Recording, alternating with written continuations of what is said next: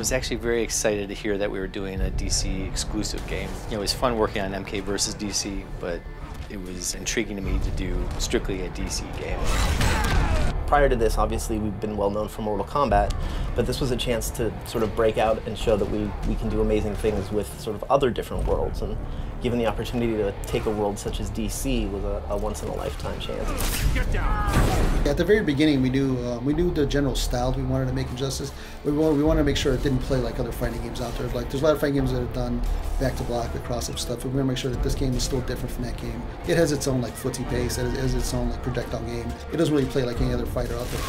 One of the first things we did with the development of Injustice was develop the first super move, and that move was Superman's knock you into space. I remember when we first started talking about it, I was like, wow, that could be a little silly and a little bit wacky, but once we got it together and saw it actually in the game, it was like, wow, that's freaking cool. We have to keep thinking about that, and that super move itself was used as the bar for all the following ones, and we're like, we gotta top that, we gotta top that one, and we gotta top that one.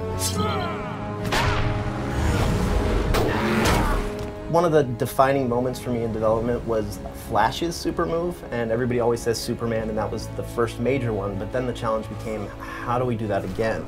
How do we top that sort of huge moment with all the other characters? And it was Flash, where he's sort of running around the Earth, where I realized, yep, we can do this for all the DC characters.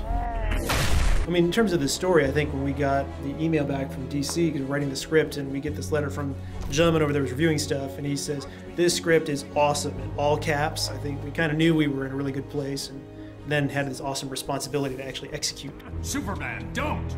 I mean, there were times in the process where it felt like it was a bit of a difficult birth, but there was a real sense that we all were bringing something that we experienced in our past with this universe and these characters. So team-wide, we all had a basic love for the universe and a knowledge of it. When we started, that was actually when DC was still working out the details of the New 52, so they still hadn't designed most of their characters as well, so it was cool to be able to talk to them on conference calls and email and really brainstorm ideas and find out that we were thinking a lot of the same things they were, and ended up going in a direction I think that worked really well with the comics that they were doing. Well, I read comics when I was growing up, and I was in 7th, 8th, and 9th grade, and so to like find myself at this point in my life working on a game that's like all about these superheroes, I think it's like, wow, I can't imagine that.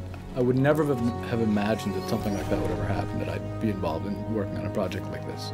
Even after spending hours and hours working on the game, we still enjoyed playing the game, and we get yelled at for playing the game because we were playing it too much, but it's so much fun that we just wanted to keep going. So being able to work on something that was that exciting and continue to play it and watch it grow was amazing. Knowing that 10-year-old you would think you're awesome. Like, I know if I went back in time, I was like, hey, Eric, you're gonna be working on video games about superheroes. Like, he would be all about that, and that's pretty cool.